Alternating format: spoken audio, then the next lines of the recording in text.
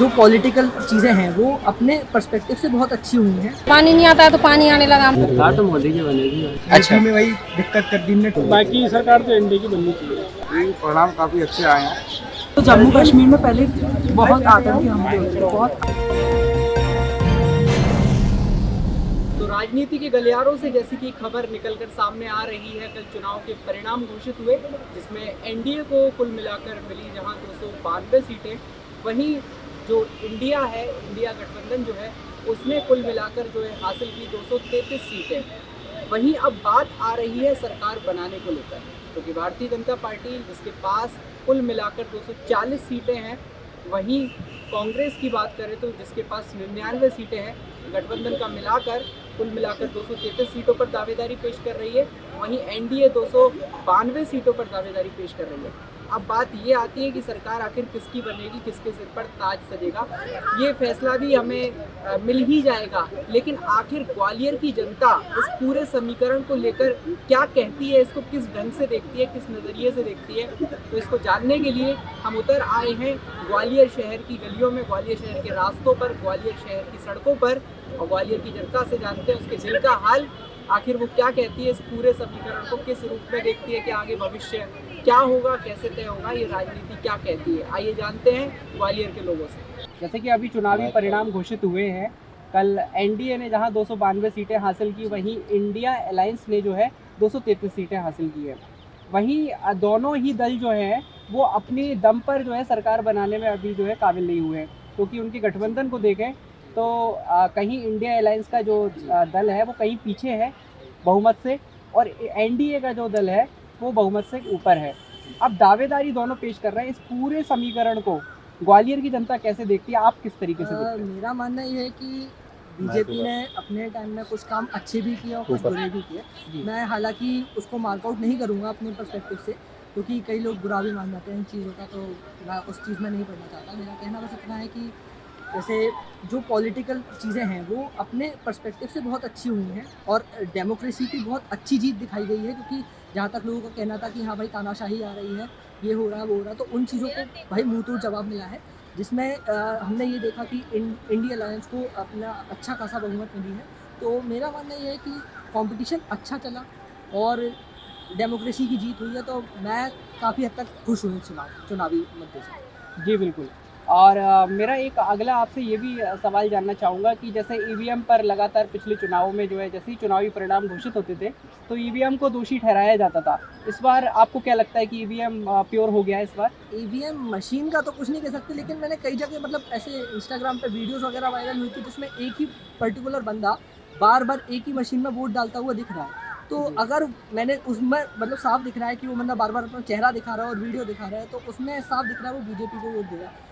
तो मतलब मुझे कहीं ना कहीं ये चीज़ गलत लगी कि भाई ये एक इलेक्शन कमीशन के मुंह पे तमाचा जैसा है कि अगर उन्होंने इस चीज़ पे खासा ध्यान दिया होता या उसकी कड़क निगरानी की होती तो फिर इतना चीज़ें होती नहीं, और फिर हो सकता है कि बेटर रिजल्ट मिल जाते, कि एक पर्टिकुलर पावर मतलब मिल जाती है अपने को कि क्या एग्जैक्ट रिजल्ट है। आप से ये पूछना चाहते हैं, आप ग्वालियर की जनता है, तो जैसे कि अभी चुनाव के परिणाम घोषित हुए, कल चुनाव के परिणाम आए जहां बीजेपी ने अपने सहयोगी दलों के साथ 292 सीटें पाई हैं, वहीं जो इंडिया अलायंस है जो कि कांग्रेस का दल है, उन्होंने अपने दल के साथ मिलकर 233 सीटें पाई हैं।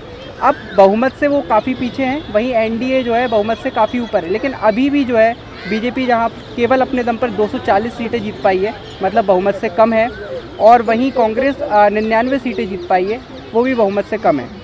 तो बहुमत से कम होने के बावजूद ये दोनों जो हैं अभी अपनी दावेदारी पेश कर रहे हैं कि कहीं ना कहीं ये समर्थन से कुछ कर सकते हैं। तो अब इस पूरे समीकरण को देख के आप को क्या लगता है, क्या आपका मन कहता है, कोई ओपिनियन अपना? क्या मन कहता है? ये मन कहता है बीजेपी जीते हमारे ख्याल से। अच्छा अच्छा। हाँ, हम लोगों के लिए बहुत सुविधा करी बीजेपी ने, तो हम लोग यही चाहते हैं बीजेपी जीते। मतलब महिला वोटर का मूड आप ये कह रही हैं कि बीजेपी जीते। अच्छा अच्छा। जैसे कि आप मुझे बता सकती हैं क्या सुविधाएं जो महिलाओं के लिए? हम लोगों के लिए बहुत सुविधाएं करी, जैसे लाड़ी बहना वो भी हम लोगों के लिए सुविधाएं करी जी। बहुत सी चीज़ें ऐसी, पानी नहीं आता है तो पानी आने लगा हम लोगों के घर पर, ऐसी बहुत सी चीज़ें हैं। क्या सुरक्षा के मामले में पहले से अंतर आया है या पहले जैसी ही नहीं, है? पहले से अंतर आया वो। अच्छा अच्छा। महिलाओं के लिए सुरक्षा जो आपको लगती है कि वो सुधरी है, ऐसा आपको लगता है? हाँ। अभी अभी इलेक्शन के रिजल्ट आए हैं, तो जैसा कि अभी परिणाम सामने आया है, दोनों ही दल अभी जो है सरकार बनाने में जो है अभी सक्षम नहीं है। वो गठबंधनों के, अगर एनडीए गठबंधन देखें तो बहुमत से ऊपर है, और अगर इंडिया अलायंस का गठबंधन देखें तो बहुमत से नीचे है। अब आपको क्या लगता है कि क्या समीकरण बन सकते हैं, किसकी सरकार बन सकती है, और कैसे देख रहे हैं आप इसको? सरकार तो मोदी की बनेगी, मतलब वो तो क्लियर है। बस थोड़ा जी। नीतीश यादव तो वो है जी। पे जी, कि अब वो किधर जाए क्या करे, लेकिन बननी मोदी की चाहिए। अच्छा अच्छा। और आप किन को चाहते थे कि कौन बने? आपका मत क्या है? मोदी को। आप चाहते थे मोदी को? कैसा था? क्या ईवीएम अभी प्योर हो गई है, पहले बेकार थी? नहीं, वो प्योर तो हमेशा थे, लेकिन एक ऑब्जेक्शन रहता है ना सबको। अब कोई थोड़ी अपने आप को देखेगा कि सामने वाला जीत रहा है, हम हार रहे हैं, तो मतलब वो सबके अंदर रहता है। जी जी। तो ऐसा नहीं है, पहले भी तो चुनाव होता था तो उनके में भी तो हुआ था, कहीं कहीं वो जीते कहीं ये जीते। अब वो वोटिंग के हिसाब से लोग कभी नया देना चाह रहे थे किसी को, अब हो सकता है उन्हें लगता हो कि वो सही नहीं है उस जगह, तो इसलिए फिर चेंज कर रहे हैं। जी। ईवीएम है ये सब, तो मतलब वो हारते हैं, तो मतलब कोई भी हारता है तो अपना एक बहाना वो करते रहता है। कि मध्य प्रदेश में भाजपा ने 29 में से 29 सीटें जीती हैं, पूरा क्लीन स्वीप किया है। अब आप इसको कैसे देखते हैं? मध्य प्रदेश की जनता ने जो कमल खिलाया है, तो क्या कैसे देखते हैं आप इसको? देखो, मध्य प्रदेश में ऐसा है, पहली बात तो यहाँ के लोग थोड़े कास्ट बेसिस हैं। अच्छा। इधर पे आपने देखा होगा भरत सिंह कुशवाहा जी की, इधर कुशवाहा लोग ज़्यादा है इसलिए इधर वोट हुई, और यहाँ पे काम भी इनने बहुत किया है। अच्छा। यूपी में वही दिक्कत कर दी इनने, ठाकुरों को गलत बोला था अमित शाह जी ने, इस वजह से हुआ बस, वरना यूपी में भी आती थी। अभी सरकार को बनाने के लिए दोनों ही पक्ष जो है अपनी दावेदारी दे रहे हैं, जहां बहुमत 272 चाहिए होता है। अब आप इस पूरे समीकरण को कैसे देखते हैं? क्या जनता ने जो जनादेश दिया एनडीए को, उसके अकॉर्डिंग एनडीए की सरकार बनेगी। जी। विपक्ष को भी अच्छे समर्थन मिला है, 232 सीटें मिली है, सबको अपनी अपनी मेहनत का नतीजा है। आपको क्या लगता है, आपका मत क्या कहता है, किसकी सरकार बनेगी? आपका मूड क्या कहता है? और तो क्या, लगभग वो एनडीए की सरकार बननी चाहिए। जी। उनका बहुमत है, पूरा 92 है उनके पास, सरकार तो उनकी बननी चाहिए। आपको ऐसा लगता है कि विपक्ष जो है दलों को तोड़ने में कामयाब रह सकता है? तो ऐसा कुछ अपन कह नहीं सकते, बाकी वो तोड़ना मोड़ना तो राजनीति में चलता रहता है। जी जी बिल्कुल। बाकी सरकार तो एनडीए की बननी चाहिए, जी जी। जो बहुमत के हिसाब से। जी। आपको क्या लगता है किसकी सरकार बननी चाहिए? आपके पंजे की बनाते अच्छा, हाथ के पंजे की बनाते हैं आप। चलिए, तो आपकी क्या उम्मीद है सरकार से? जो भी सरकार बनेगी उससे क्या उम्मीद है? महंगाई कम करें, महंगाई बढ़ रही है तो महंगाई कम आ जाए, हमें कुछ लाभ मिले अच्छा अच्छा। गरीब आदमी। और महिलाओं को देख के क्या मुद्दे हो सकते हैं आपके? हम महिला को हमारी तो कोई सुविधा नहीं है, वो 1000 डाल रही थी, 6000 डाल दी बस। अच्छा अच्छा। हमारे 6000 पर ये तो यार उन्होंने हमें कुछ महंगाई कम हो जाए, हमें कोई वो नहीं है। लेकिन जी ये कि हम मजदूर आदमी हैं, देखो जो हमारा तो राशन पानी पे चलते रहे, मजदूरी चलते रहे। जी जी। इस ये पूरा समीकरण कैसे देखते हैं आप इसको? वैसे तो मेरा गठबंधन भैया मोदी जी को जाना चाहिए हमारे हिसाब से तो, अच्छा अच्छा है ना। जी। और जो है ये राहुल को ही आना चाहिए। जी। यह क्या है कि देश का बिल्कुल ही कल्याण हो गया भाई, जो पूरी तरह बेरोजगारी, अच्छा है ना, अच्छा। महंगाई, जी इससे तरस है दुनिया है। जी जी जी। इस तरह से हमारे तो बिल्कुल ही यही विचार है, भगवान चाहे तो इनमें गठन बन जाए सरकार। जी जी जी। परिणाम काफ़ी अच्छे आए हैं, जो कि भारतीय जनता पार्टी जो लगभग 10 साल से शासन में रहती है, तो उसके द्वारा जो एक निरंकुश तरह की जो राजनीति जो की जा रही है उस पर काफ़ी अंकुश लगेगा। जी। 10 साल बाद जो गठबंधन की सरकार जो आई है, तो गठबंधन की सरकार में थोड़ा सा जो विपक्ष जो है तो वो भी मजबूत देखने को मिलेगा इस बार जो है। जी जी। काफ़ी देखो बेहतर परिणाम आएंगे।